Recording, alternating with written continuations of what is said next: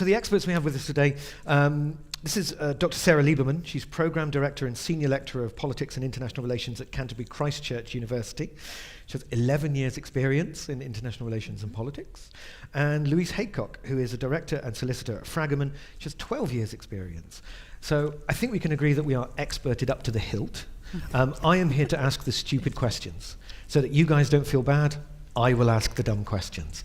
If you'd like to submit a question, anonymously or put your name to it, you can. You can email, and the people on the live stream, there are about 100 people here, but about 500-600 people watching on a live stream. You can submit questions via an email address, and you're going to love me for this, Carolyn. It's carolyn@workable.com. So feel free to email Carolyn a lot. That's L-Y-N as well, Carolyn. Cool. So to start then, Sarah, should we start with you? You can if you like, yes. Back in 2016, the UK had a referendum.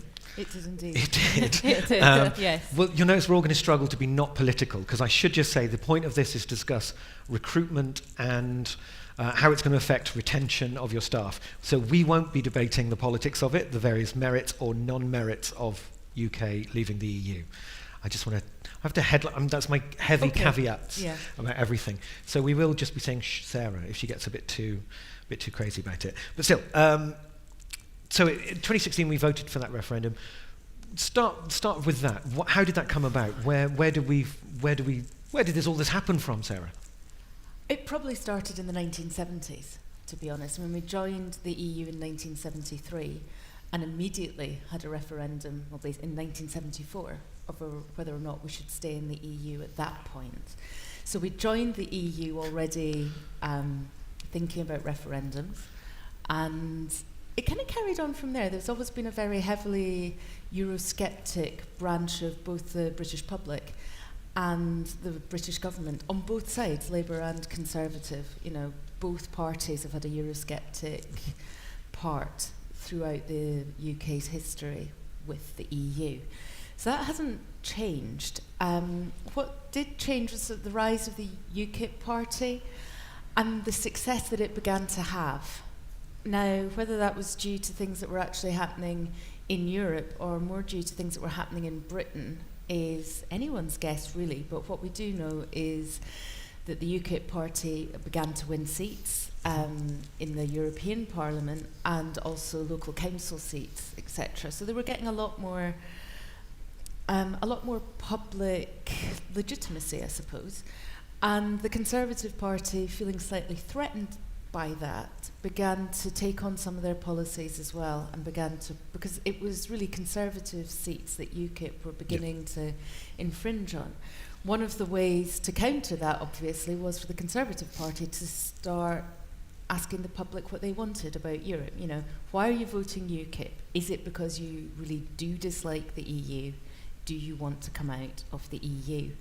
And there you have your referendum question. Nice.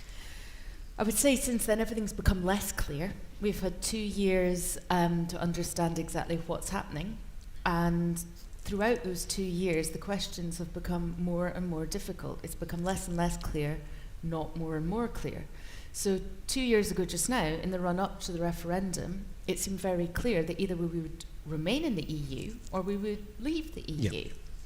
And anybody who's turned on the television, turned on the radio, or opened any newspaper in the last few months will know that that is no longer the question. It's become a lot more difficult.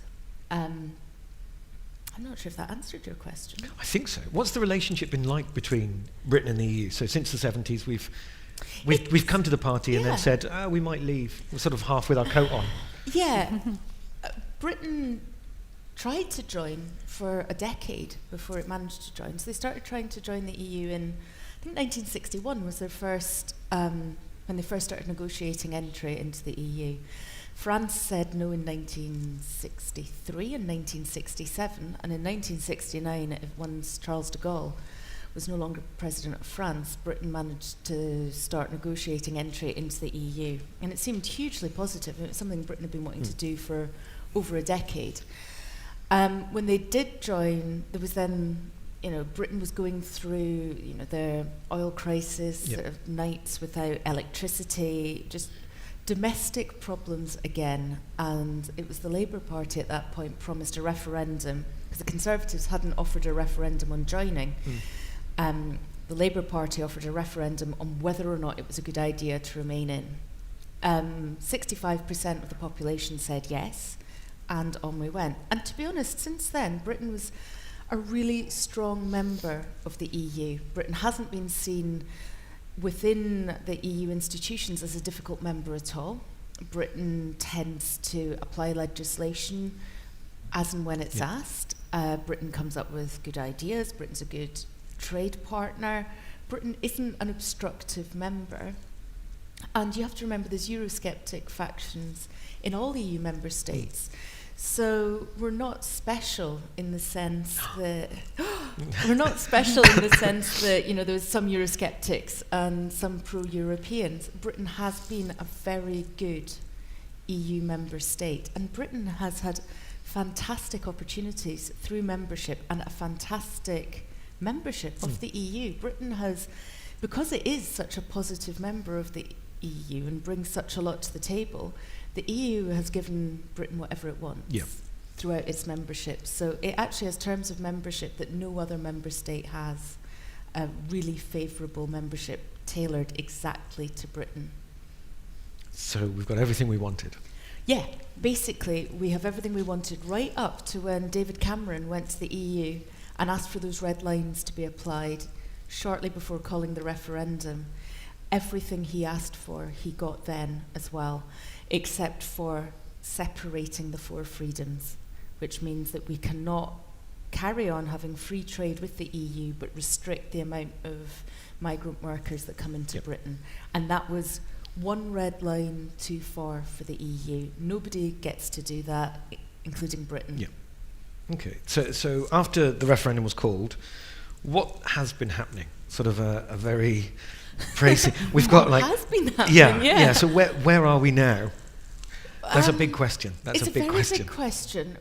We're now at a point that I don't think anybody foresaw happening so late. I mean, 2 years in, nothing, absolutely nothing, has been resolved. We're now at a point where it's more open and there seems to be more options than there was immediately after the referendum. The government has consistently picked up, hugely surprising issues that we'd identified, as academics. We identified that the border in Ireland was going to be a problem, from as soon as the referendum was called. People were saying, we're looking at a return to the Troubles in Ireland. You can't put a hard border back in Ireland. What about the Good Friday Agreement? Yep. What about, the issues that we've had with Northern Ireland forever? Galileo and the European Space Agency. That appeared, suddenly the Cabinet noticed that was going to be a problem. Whereas that was something, again, you can't assume that Britain will carry on being a member of European institutions once it's left the European Union. So even the ones that aren't officially, aren't necessarily part of the governing structure of the European Union, if it's attached, it is still going to be difficult for Britain to work with them post-referendum. So immediately after the referendum, it was kind of put to the British public. It was merely a question of, do you want to be in or do you want to be out? Black and white. It's very simple. And now we're at a point where we have, I saw this morning, I was just in the metro when I was on the train. There's only 34 days, I think, when Parliament is meant to be sitting before the big day when Britain leaves. 65 days away now from Article 50? Yeah, 65 days, but only 34 actual parliamentary working days because they have the February half-term holiday. So they won't be. Do they get half term? They get half term. I don't get half term. The government do apparently. So they've got 35 days, and the whole of Parliament at the moment is thinking about amendments that they might want to make to Theresa May's Plan B, which next week the Speaker has to agree which of those the MPs will get to vote on, and then they will vote on whether or not they will accept Plan B with amendments. We're now at a point where we don't know what those amendments will be because they haven't yet all been tabled. Okay. We sort of know who might table amendments and what they might be, but no, we don't know what they are. And so literally it's all up in the air. So when I was asked to do this several months ago, it was much clearer than it was Sorry, this everyone. morning. When we were desperately, checking Twitter and checking BBC News for updates, so 20 minutes ago, because that is how close we are now and how uncertain things are. So we have Plan B, which didn't look a lot different to Plan A, which will be amended, but we don't know what the amendments are. We don't know what the Speaker which amendments the Speaker will allow MPs to vote on, and we don't know how they will vote. Great, thanks for coming, everyone. That's really, it's made it so simple.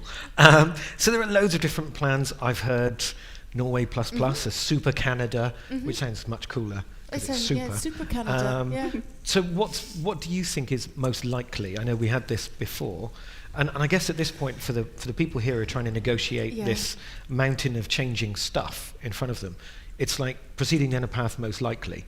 Yeah. What do we think it's going to look like? It depends if you mean long term or short term. In the short term, I have no idea. It could be anything.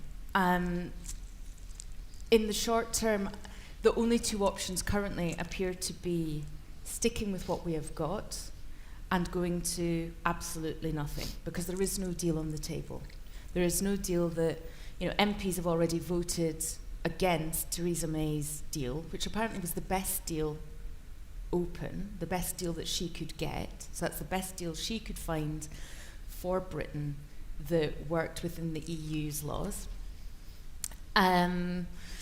So MPs have already voted against that. So that looks like that's off the table, which leaves us with no deal at all, which nobody really knows what that would look like, because there are no states, I think, and even North Korea has some trade deals. Even North Korea trades with China and has trade deals with China. We have no individual trade deals at the moment because all our trade deals are negotiated through the EU. If we leave the EU, we leave all those trade deals. So it's very difficult to say what trade will look like or what a state will look like with no trade deals at all. It's difficult to predict. So there's nothing to look at and say that's what it will be like. And say, this is what it's going to be. A trade deal takes, the EU, for instance, the EU has the best trade negotiators in the world working for it. That's what the EU is. It's a trade body. It's taken 9 years so far to negotiate the free trade deal they have with Canada that you've just mentioned. Britain doesn't have trade negotiators anymore because the EU's done all its trade negotiating since the early 1970s. So negotiating deals, and they would have to be, bilateral deals with each state because we're no longer part of a bloc. So if we want to negotiate trade deals individually with every state in the world without trade negotiators, and it's taken the world's best trade negotiators 9 years to negotiate a deal with Canada, we're looking long term to find. So you don't think we could do it in the 35 days remaining? I'd be surprised.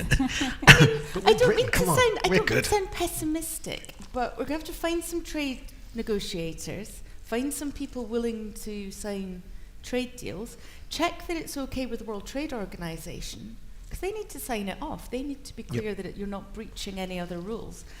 Make sure that it doesn't infringe on any other trade deals, and then it might be okay. But I can't see that happening in the next 35 days. I mean, 2 years was a short window of time to do it.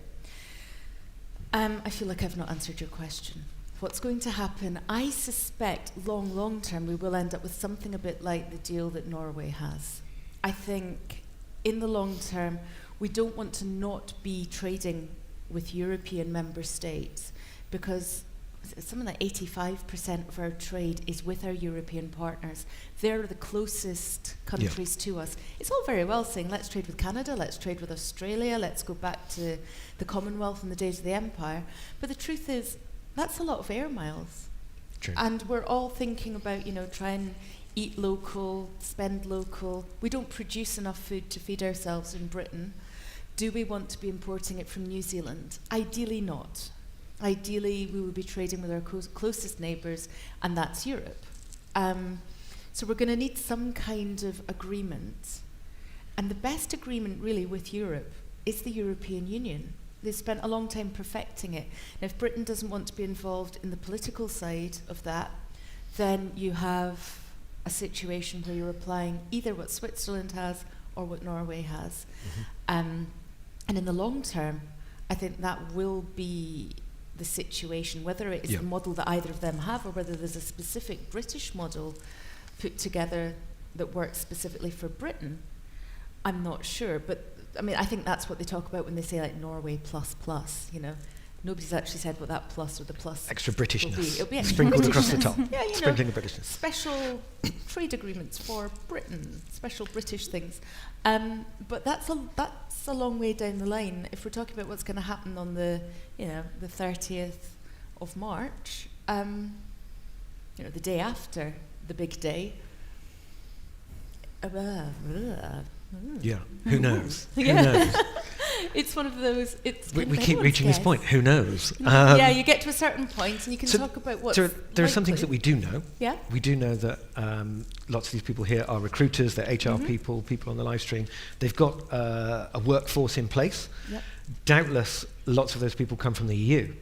My job previous to working for Workable, I was head of talent at a startup. We had 108 people, of which we had 35 nationalities represented. That's quite a lot of EU. Yeah. And now, the day after the referendum, it was like a day of national mourning. Everyone very sad, very glum faces. So I guess, Louise, coming to you, if you can talk us through how were we doing visas? How are we doing visas? Yeah. What's changed? And I guess for you, it must be hard because legal certainty is what you like to deal with. Yeah. And is there any certainty at the moment? There are certainly elements that we can look at and start to plan on a worst case scenario basis and on a best case scenario basis. Now, obviously, that means a lot of investment for businesses on things that might not happen. That costs money. Nobody likes to behave in that manner. But just coming back to what Sarah was talking about before, as a member of the EU, we are signed up to the 4 freedoms. One of those is freedom of movement of people, and that means as a British national we can go and live and work in any of the member states, and each of those EU 27 nationals are able to come to the UK and they are able to work and to live here, and that ultimately is what would change if and when we leave the EU. So there are 2 separate positions at the moment, and I'll talk about perhaps the preferable one first, which is what would happen under the withdrawal agreement that's on the table at the moment. And I think even if that withdrawal agreement was to change substantially, what would happen with people is probably largely the same. So there would be a transitional period. And what that would mean, in essence, is that free movement of people would continue until the end of 2020.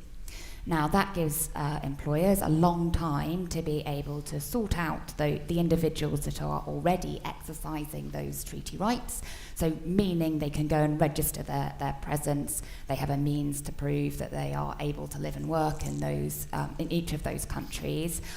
They have an ability to show that they are able to travel.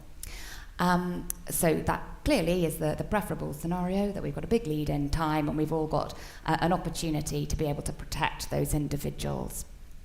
In a no-deal scenario, free movement ends at 11 o'clock on the 29th of March. So that doesn't give us very long to consider all of those people and what it is that they need to be doing right now to protect their position. So their status they are illegal at that point? Or? It's not that they're illegal. I'm going to ask the stupid questions. It's just that they need to do something, Yeah. and they need to do something quite quickly.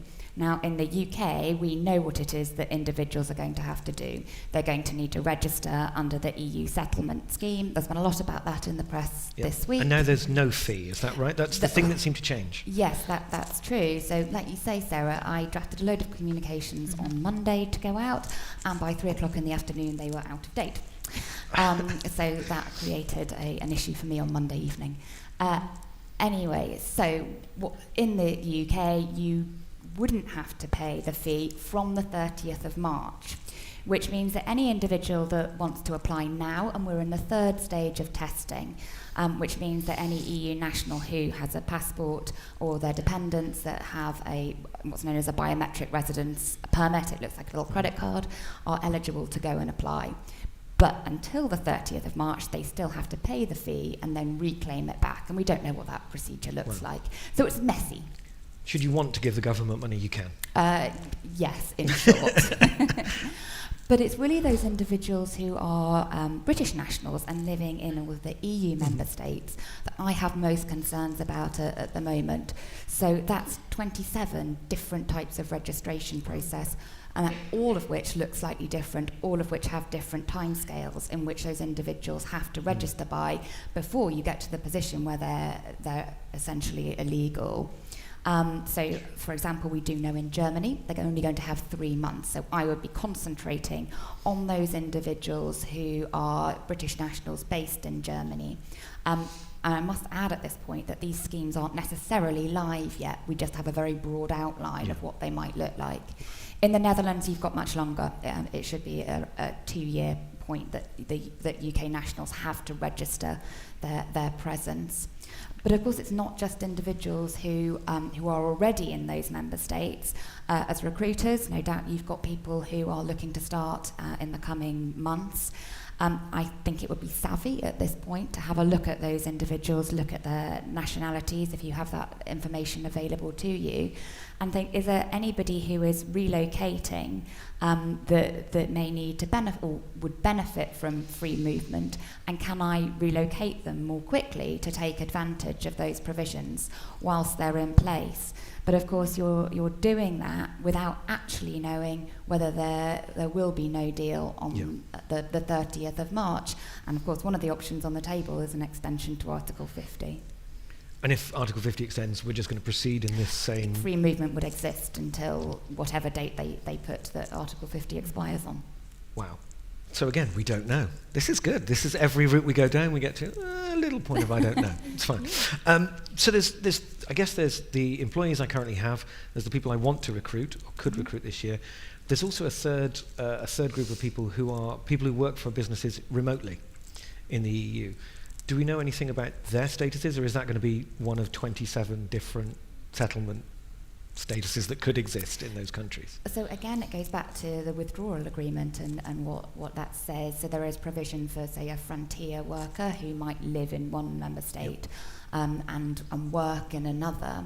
And one of the things that I should have mentioned perhaps about wherever you may get a residence permit is it's only where you live and not necessarily where you work. So there might be a separate registration process for going through for looking at frontier workers, and that would be how you would have to remote work in the future.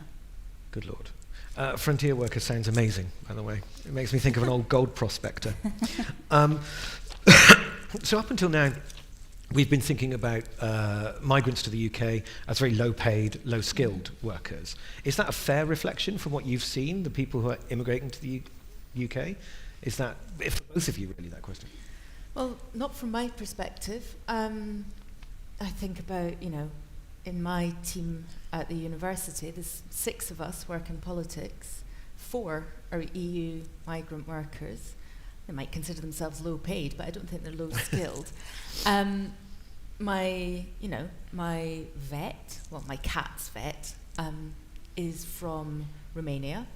When I had my children, the obstetrician was from Poland. My dentist is from Eastern Europe. These are highly skilled jobs, and they'll be allowed to stay. definitely. But, if we're losing people moving into Britain, into those positions, we suddenly have a situation where we're going to have to retrain or train an awful lot of British workers to do those jobs. And that's in all sectors, I would say. I mean, certainly at the university level, universities have always looked to just employ the best person for the job, which I'm sure as recruiters you all want to employ the best person for the job. The best person for the job might not be in Britain. That's the case. And so no, the low-skilled, low-paid worker idea of that's who comes from Europe just isn't the case. And then there's also the case that there's some lower-paid jobs that are considered perhaps low-skilled, but aren't. I live in Kent. Last spring, suddenly farmers in Kent discovered that there was very few people in Kent. Well, basically, there was a 1,500 person shortage to pick fruit, and especially pick asparagus. It turns out that's actually quite a highly skilled job, and 9 out of 10 fruit and vegetable harvesters in Kent were from Europe, considered migrant workers. That's not a highly paid job, but it's a highly skilled job, and it's billions in our economy, the fruit and vegetable sector. So perhaps that is a common misconception then, that we're seeing. These are important jobs. They might not be well paid. Fish processing, vegetable and fruit picking, packaging. The food and beverage industry is huge in Britain. And then a lot of that goes on to be exported to Europe as well. So you're losing out doubly if you can't bring migrant workers in, and then you can't export the products back out. So we've got these groups. I'm trying to think back to my personal experience of having these sad people sat in a room. Is there anything we can offer them? Any sort of benefit? What sort of kindness can we offer them from an HR perspective? Are there any assurances we can give EU workers at the moment? I think the best thing that employers can do, and my answer has changed from Monday, is to show that they're on top of the registration schemes, that they can help in terms of either directing queries, provision of support in terms of making those applications. It's now looking like it's not going to be financial. There's certainly a pressure on all of those EU member states to echo what the UK has done and to abolish any application fees. But it's really communicating with those individuals who are impacted, and showing them the way in which it is that they can apply. So there's obviously a number of ways in which you can communicate with those particular schemes. In terms of the advice that you provide, it could be directing them to the government website, it could be providing legal support, guides, webinars, all of those sorts of things which show that you care and you are considering the position of the individuals that you employ right at this moment, and that you want them to stay. When we spoke before this, we talked a little bit about getting involved from our standpoint and being heard as employers, and getting involved with external lobbyist groups. Do either of you have any guidance there? How should we go about getting our voices heard? I think at the moment, from my standpoint, which is obviously an immigration one, is that there is a new immigration regime that will go live from autumn of 2020 to deal with the fact that there will be far many more processes to go through when all EEA nationals need to apply for a visa to come to the UK. So that white paper is currently on the table. All through the document, it talks about consulting with businesses on very specific points within that white paper, salary level being the most prevalent. At this stage, I would say it's gathering your data, so looking at what that white paper says, and we can talk about that in a moment, how it would impact your business, and checking that you have that data so it's reportable. They haven't yet said exactly what it is they want to hear from businesses, but if you do have a sort of government liaison point, feeding into them at this early stage and reminding them that these consultations are upcoming, and it would be fantastic to be a part of them and have your voice heard. And Sarah, you made a point before when we were talking about some of these grassroots organisations, about how you can become, I guess, stick your head above the parapet and become a little political about this if you have that viewpoint. Any advice you can offer there for people? Well, it doesn't, whether you are pro-Remain or pro-Leave, it doesn't immunise you against it being difficult. Yeah. So, you say, I don't want to become political on this, but it's important that as employers and as recruiters, you have your voice heard. And if you think the processes look very difficult, write to your MP and tell them that you think the processes look like they're going to be overly difficult. There's been people sort of campaigning against Brexit or campaigning for Brexit. Perhaps now what you need to be thinking is much more specifically, look at the MPs who are working on these processes for recruitment and employment, and write specifically to them. Keep an eye out for the consultations coming up, or ask your government liaison to keep an eye out for them. And just be heard. And then, if you do have strong stay or leave ideas, then get involved. Say what you think the problems are. Very diplomatic. Yes. I mean, I think it's diplomatic. Yeah. That's good. It's good. So I guess one of the biggest things that I always lived by when I was HR director was, what's everyone else doing? Let me look at what best practice is. And best practice is often other people's solutions to problems that I might have some of, which I could steal bits from and adjust. As someone who advises a lot of these businesses, what are businesses out there doing at the moment? Have you seen anything that's really useful that we could steal, in fact? A whole raft of things. So Excellent. there have obviously been those have been hugely engaged in Brexit right from the start, and those of which who are really only opening their eyes to it now and thinking about what it is that might impact them. So I think this goes back to sort of the kind of three different areas to look at, so that immediate term. So perhaps if you were to take, what could I do this afternoon? It's to go back and think about what would the impact of no deal be on my population, and what can I do to mitigate that risk? So first of all, looking at any potential new starters and thinking about whether or not, if they need to move country, would they have the ability to work, and could they take advantage of those free movement provisions. It's also about in the sort of short term, considering the people that you have already employed, so your EEA nationals in the UK, your UK nationals in the EU, and then longer term, looking about what your recruitment strategy ought to be into the future. Now in Europe, that's probably going to be British nationals needing to apply under the schemes that are in place in the EU 27. For the UK, that's going to be slightly different. In a no-deal scenario, who knows, it might be applying under Tier 2. That's going to create real problems for anybody that recruits in anything in a sort of low, I say low-skilled in inverted commas because I share your view that I think that's quite condescending and not reflective, or low-paid roles. It may be that actually moves to just a registration process, but it's one of the big question marks. But it's plotting out that strategy over a 3-year period, and perhaps mapping your timeline to what the governments look like, although let's face it, that's not exactly entirely clear at this stage either. Could be a different government by then. Well, that's very true. So I guess for recruiters and HR people in these organisations have a very unfair lot.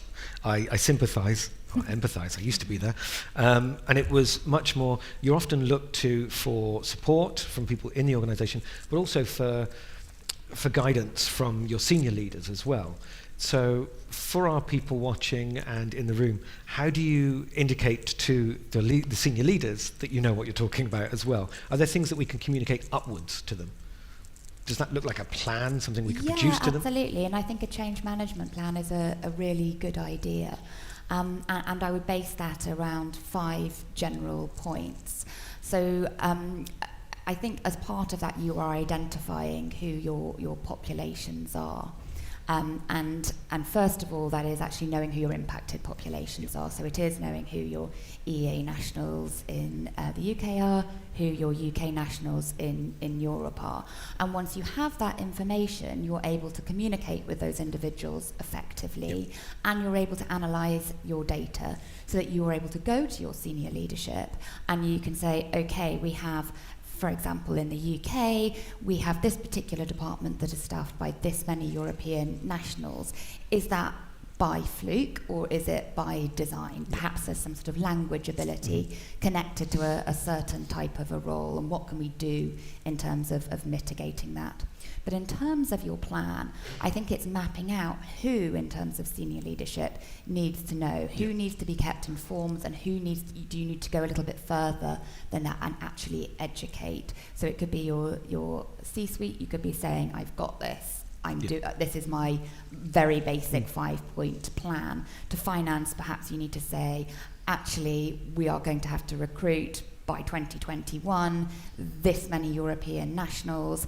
It's going to cost an extra roughly this amount of money. Can you factor that into your business planning going forward?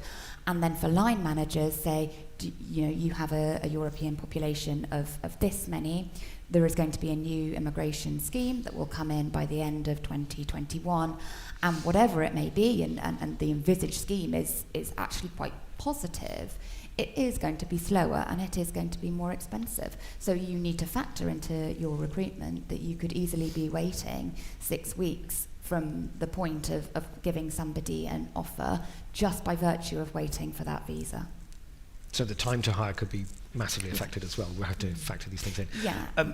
From the people that you're doing or you're working with at the moment out there in the wider world, what's their sort of take on training British talent as opposed to importing that talent?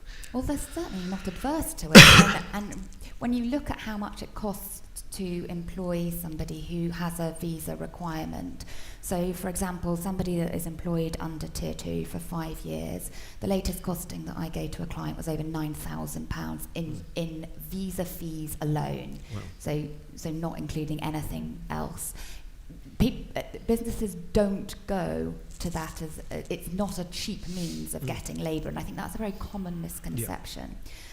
But in terms of training up British nationals, when I speak to my clients, they say that isn't something that we can do in 2 years. It actually starts far earlier than that, and it starts in school curriculums. So if you thought about some sort of engineering professions, it's that the skills aren't there because the basics aren't taught in schools, the courses aren't offered at universities, and it's not that British people couldn't do them, but there's perhaps an awareness that certain skills don't exist. Yeah. And it is that we need the foreign talent to train up our UK talent. Yeah, so perhaps not the answer immediately. No, there is merit in it, but I don't think that is an immediate solution. That is not going to make you 2021 ready. Not within the next 65 days. No. So, for the people here, those listening in, there's sort of the action plan now. I think every route we've explored to, we don't know. Like, what if we go this way? Yeah. I don't know. What about this way? I don't know. I would love to have been able to come with some answers. Yeah, and I thought I might be able to when you asked me along, but it's become more and more complicated. It just changes all the time. It's changed daily so I guess for the last couple of weeks. For those people now, what should we be doing? Right, we leave here, we go back to our desks this afternoon. What should we be doing this afternoon? What happens in a month's time? What happens after that? So this afternoon, what should we do? Have a drink, yeah?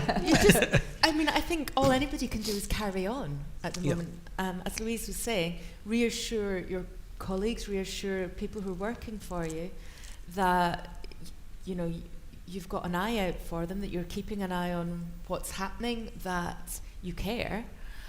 Otherwise, it's a waiting game. Hopefully by next week we should have a slightly clearer idea of whether we're heading towards the withdrawal agreement that Theresa May has put forward, or whether we are really heading towards crashing out with no deal at all, which I think is looking more and more possible, to be honest. Preparing for preparing for Theresa May's deal is impossible at the moment because we don't know what it's going to look like. Yeah. And preparing for no deal, I would say, is almost impossible because we don't know what it's going to look like. So I think everybody has to sit tight and just carry on, you know. Keep calm, carry on. Keep calm and carry on. And I hate that idea that we can make this all okay by being British and keeping a stiff upper lip and, you know, Dunkirk spirit and all that. But I think for now, we might just have to, because there's very little that we can do at this moment that is going to change the outcome at all. You know, you can make things slightly easier and for the people who work for you, but you can't change whatever the process is going to be in April. And I think the government has left everybody in a really terrible position. A lot of big businesses, good businesses, have been based in Britain. I mean, look, I'm sure most of you will have seen that Dyson's headquarters have left yesterday. It's uncertainty. Business hates uncertainty. And it obviously is looking more certain in other countries. A lot of the banking sector have moved their headquarters out of the City of London. Dyson have moved, other companies as well, like much smaller ones that are still very large.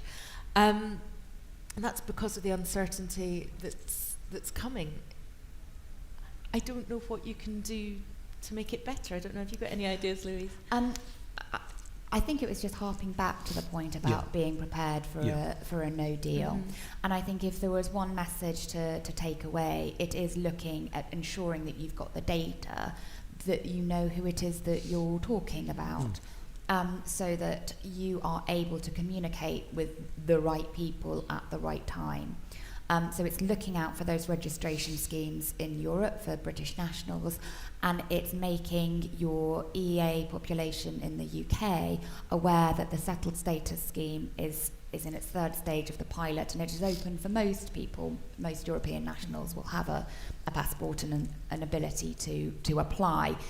Whether or not you want to go through the process of applying and reclaiming your fee is a totally personal decision for the individual. But once you've obtained your registration, so your settled or pre-settled status, you're obviously in the very best possible position to be able to ensure that you can travel in April. That if you changed employers, you would have a document to show your ability to work here. Later down the line, if you want to open a bank account or rent a house, or any of those things, you're ready with your document.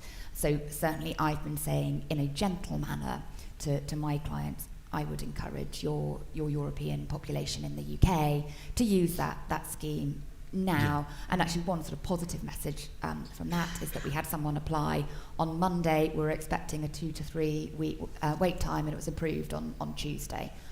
So perhaps that's one good thing of having to pay and reclaim the fee, that other people aren't doing it. So there is an opportunity. There's a lot of other things, though, that come on the back of that seem to be very difficult as well. My colleague applied for settled status, got it very quickly.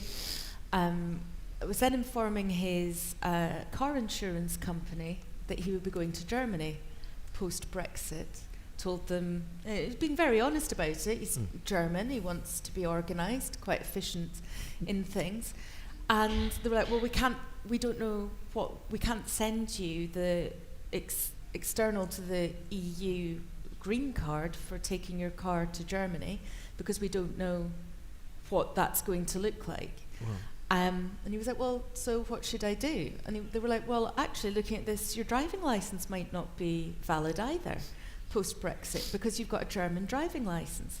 So he said, well, I've got the settled status. Does that not mean my driving licence remains valid as well? I said, no, probably not. You may well have to retake the driving test. And so this was, I can't remember which car insurance company it was. It was my colleague's car insurance company. But suddenly all these questions that, although he's got the settled status, it doesn't settle all the questions. No. So there's going to be a lot of questions still being asked that people may well go to HR about, even though it's not necessarily a recruitment or an employment question. What on earth do I do with my driving licence? So I think there's a lot of auxiliary questions that are going to come up that we haven't really thought of yet I mean, as I say, my colleague hadn't thought about the fact that his driving licence might not be valid. He really just wanted to know whether he was going to be insured. Whether he was insured to go to Germany. So there's a lot of questions that I think we haven't thought of yet. Yeah. It's the unknown unknowns. The unknown unknowns, yes. So lastly, I think, before we get to Q&A, there was another question around, and we sort of discussed this before when we were planning, this. It has been quite factious, this, and I think more so than any other political debate or anything, certainly in my memory, in my working memory for sure, that the pendulum has swung from both sides. We've got quite angry factions on both sides. See, diplomatic. Yeah. How do we mitigate an organisation which is now split in two? So we've got some people who might be working with us who are very pro, some people who are very anti. I guess HR has to remain impartial.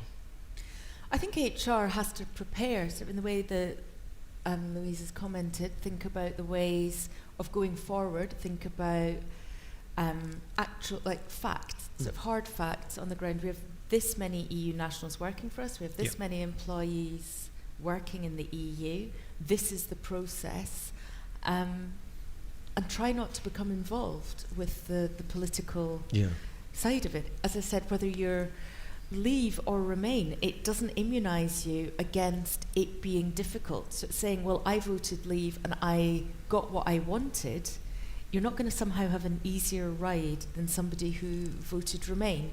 You know, your business could still be laying off workers. It's still going to be difficult. We still don't know what's going to happen. It's not going to be straightforward for either side. And I think you need to in the next couple of months, somehow we're going to have to try and sidestep our political, what were our political ambitions 2 years ago, and say, well, just how are we going to make this work? Yeah. Yeah, and I think perhaps it's moving the question away from the referendum, and it's more about, it doesn't matter which way you voted, if you are a European national in our business or a UK national in Europe, you are welcome, you are valued, and we absolutely want to retain your talent. And we are looking for ways that we are able to behave in the same way that we do now, and recruit a diverse and valued workforce, looking for, as you say, the very best individuals to fulfill those roles. Excellent.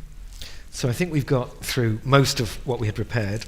I wanted to open up to the floor for questions, and I think we've got Carolyn's email has just been abused by 500 people. I think, good. So we've probably got some questions there as well. Whitney's roving with the mic. Do please wait till you get the mic. This is obviously being filmed. That's what those cameras are. So if you object afterwards, you're probably too late to object. Or just hide your faces. Go for it.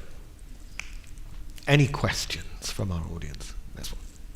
Hi there. I'm Henry. Thanks for that. It was really good. I have one quick question. If we don't get a deal, which it looks like is very, very possible, would you advise a hard stop on EU recruitment up until we know what's happening? I definitely wouldn't advise a hard stop on EU recruitment, because first of all, you would probably fall foul of discrimination legislation, and second of all, you deny yourself an enormous talent pool. I think what you need to do is to be able to manage the expectation of the individual and of the manager that you are recruiting for. So if, for example, and let's take an EA national that's either coming to or lives in the UK, if they are already in the UK, they would have an ability to register their status and to be able to continue to work in the UK. For an individual who is based overseas and coming to the UK, if they can do that before the 29th of March, brilliant, get them in and get them to benefit from those free movement provisions. Now, if there is a no deal, and if Article 50 does expire and we do leave the EU on the 29th of March, and I think there are some big ifs in there, that it's unclear as to who it is what process a person might have to go through in order to be able to come to the UK. So very worst case scenario is that they would have to apply under the current immigration regime. So most likely under Tier 2, whereby a company would sponsor an individual to come and work in the UK. I'll just go on if I may, to sort of slightly expand that question into what a new immigration regime is going to look like in the future, because certainly under the withdrawal agreement, the idea is that free movement will exist, and by the time it doesn't, this new immigration regime will be in place, so that it should be frictionless into this new immigration regime. So the white paper was published back in December, so it is a white paper. It's just a statement of ideas of what that might look like. And I think what was really positive about it is that there was no individual that I could think of that I couldn't put anywhere, although there were very, very few. So some of the things that it suggested changing: first of all, as we expected, the EU nationals would be treated as any other non-EU national in the UK. They would abolish the resident labour market test. They would abolish the cap on Tier 2 generals. So anybody that deals with this quite regularly, there was a Conservative manifesto pledge that they would cap numbers on immigration. It's failed fairly spectacularly, but it does exist. They would also reduce the skill level at which an individual could be sponsored in the UK. So rather than it being at degree level, it would come down to A level. So there's a whole raft of individuals that couldn't be sponsored that now could be sponsored. So that's hugely positive news. I think where there is more of a gap is, again, in this sort of low-skilled, low-paid area.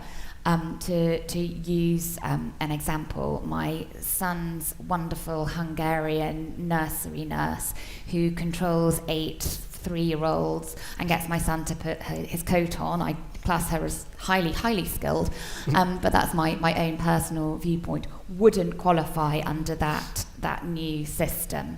So there are certainly gaps. So what's there in its place for those style roles is a transitional visa that would be in place until 2020.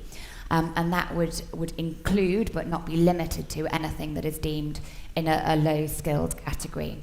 Now, with that, a person could come to the UK for 12 months, and then they would need to go back outside of the UK for another 12-month period, and they couldn't re-enter in a worker category. It's known as a cooling-off period.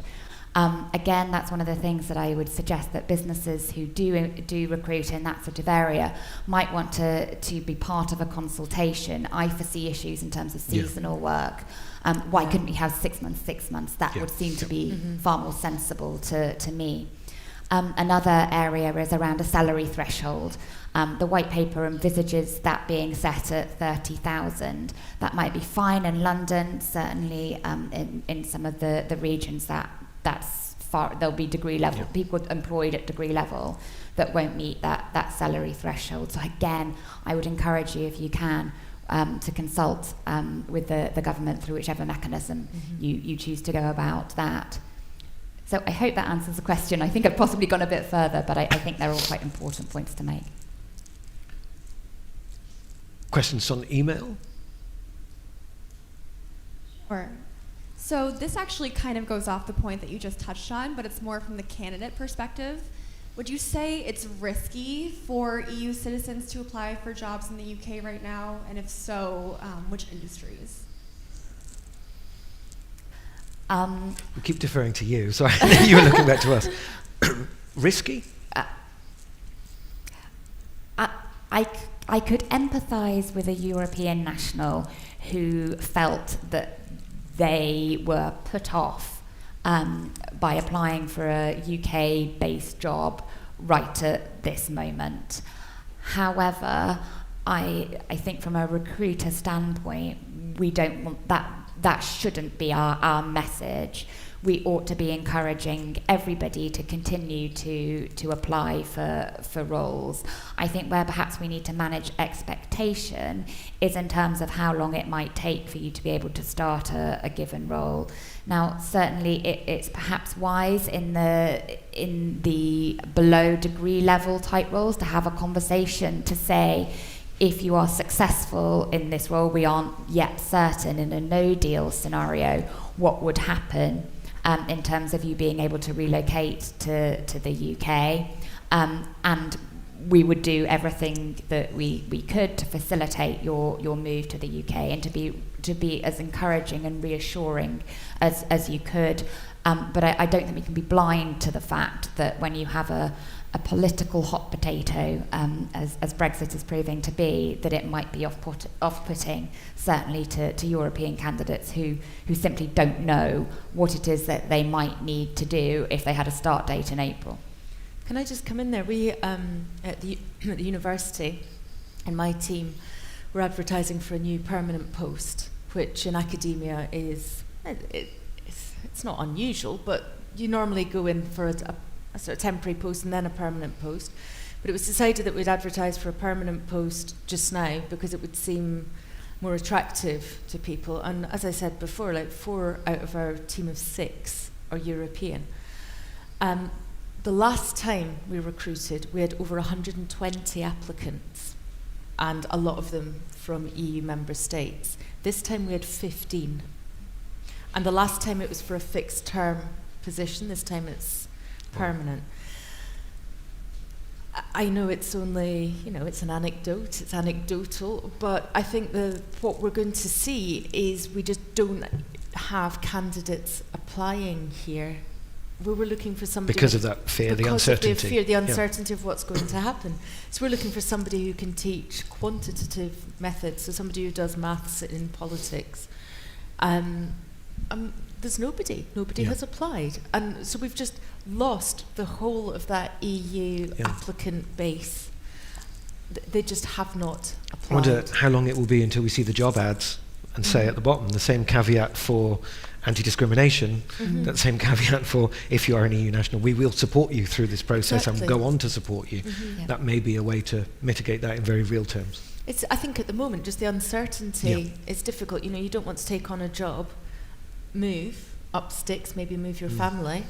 And the other thing is, an academic job, you have to be educated to PhD level, but you would have a starting salary under 30,000. Yeah. So there are these jobs that are considered highly skilled, I suppose, but would not, as you said, the consultancy needs to look into these more carefully because they're not necessarily the salary threshold is being a blunt force threshold instrument in this case, isn't it? Yeah, so that could mean somebody moving to Britain only to discover in 2 months' time that it hasn't worked. They don't meet some new criteria. Yeah, absolutely. Yeah. Wow. Another question? Hi, my name's Michelle. I wanted to ask about the white paper.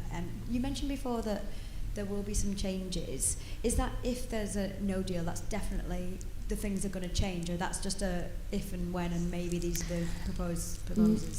No, provided there is a Brexit, there will be a new immigration system that will go live from autumn 2020. So it's envisaged that the current immigration system that's in place, so Tier 2 sponsorship, wouldn't be able to withstand the numbers that it will deal with European nationals. And also we need to cater in a different way for the labour market.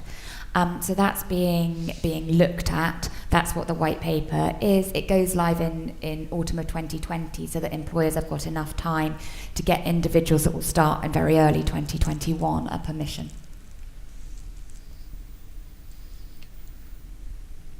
One more from the audience. Hi, I'm Steve. Just trying to understand, is there a time period of how long an EU national has been within the UK where they are automatically accepted or application? I'm just trying to understand this time frame. So let's say someone's been here 20 years versus 5 years. Yep. So if you have been here for 5 years, you will be awarded what's called settled status, which is a bit like permanent residency. If you live in the UK, as of the 29th of March 2019, so you are essentially working, but it could be in a different status, you would be eligible to apply for pre-settled status. So it's all about you coming to the UK to live by that particular date. So actually somebody that moves on the 29th would still be able to apply under the EU settlement scheme. Does that answer the question? We have a few more from our friends watching the live stream. This next one is, recruiters in HR are going to be responsible for their employer brand and the communication that is marketed internally and externally. How would you advise recruiters and HR professionals to communicate this in their brand? In their brand? In their brand, for me, I think it would be making that reassurance explicit. So as I said, you could write in your job ads, for example, which is where employer brand happens more than anywhere. Apologies to people making lovely brand videos and stuff like that, but people still see plain text on Indeed.com before they go to your lovely website and see the lovely video that you've made. So in that, I would state explicitly, we welcome applications from EU nationals. This is what we will do to support you. This is how much we love you. That kind of stuff. I would make it absolutely 100% explicit, which is what I would do as a recruiter to try and beat all of you guys as recruiters. So for all of the uncertainty and doubt that you're peddling, I would say reassurance and calm. It might not be true at the moment, but I would go for reassurance and calm from my employer, and then you guys, oh, look at you crazy guys, you don't know what you're doing. But yeah, I just to echo those sentiments, I think once people are in that pipeline and you've started talking to them, it will become easier and easier, because as they get further into the process, they've spoken to you more, they've learnt more about the business, they know things aren't going to fold. And I guess being authentic to yourself and saying, we don't know what's going to happen, but we're going to support you through the things that we don't know, is going to be a lot better than saying, which is what I think a lot of us are saying at the moment. And I guess this is where things have changed from Monday, because obviously there were a whole raft of employers that came out saying, we are going to pay for all of our employees to get settled or pre-settled status. We will meet those costs for you. And that in itself was a great exercise. It was quite nice, yeah. Exactly, and now obviously it is a positive thing that you don't have to pay for your application, but you've lost that kind of financial... The weight that came behind, we will do this for you, yeah. And I don't think there's any way that British companies will stop employing EU nationals, because they are our closest neighbours. There's a huge skill set. There's skills that are just traditionally employed in Britain from other member states. So although it'll be difficult, I envisage it being difficult for a period of time, but it's not going to continue to be difficult. Something will be worked out. At the moment, it's unclear what that something is, and that's the problem. It's the lack of clarity. So it's not a situation where you should be saying, we can't employ EU nationals. It's going to be awful. But I think for the next couple of months, it might be fairly difficult. And that's the time when you need to reassure people, both people that you're looking to recruit and people who are already working for you, that, you know, stick with us. It'll work out. It's got to work out. Should we do one more question, and then I know you've probably got the rest of your days to get on with, so we'll have to stop at some point. I have one more that we've had a few questions about any resources that you as experts could point to. And I wanted to mention that the team at Workable is working on 5 things specifically for recruiters that you can do right now, and we're going to partner with Louise on that. And we also have a few other pieces of content, so you can check out our resources page. And I know you also mentioned the white paper. Yeah, so Fragment, do you produce any guidance for us? Can we look to your resources as well? Yes, absolutely you can, for a fee. It's fair. No, we do have a Brexit microsite, which I would be very happy to share with you. It has lots of guides that we have produced. So the latest one being on the white paper. The white paper is a document stretching to nearly 200 pages. We've condensed it to 4, so you might want to start with that. Slightly more readable. Just slightly, I hope. Yeah, and you know, the internet's a wonderful resource, but you have to remember that not everything you read on the internet is correct, and not everything you read on the internet is 100% tailored to you as well. So that's why companies like Fragment I'll do my bit of plugging here as well. We have a Centre for European Studies that can actually offer like tailored reports or tailored analyses of the things that are important to you, again for a fee. But sometimes it is worth looking more specifically at the information there, because the internet contains an awful lot of fear-mongering and concerned people. Yeah, absolutely. So to echo what Carolyn said, Workable are producing, by registering today, you already will receive this, the recording that we're doing right now, that I'm messing up, and also some other content that we're producing, 5 ways you can get ready for this stuff to happen. And I think we're partnering with you guys on some content as well. And we could all do this again next week after the vote, and the week after, and the week after. I think, should we stop there? Yes, nods from the back. Okay, we'll stop there. Thank you all for coming. Most of all, thank you to Louise and to Sarah for being with us and proving that we're not all tired of experts. So thank you very much, guys. Thank you. And thank you to our audience and to the live stream. So thanks very much. Bye. Please enjoy some tea, coffee, and pastries downstairs.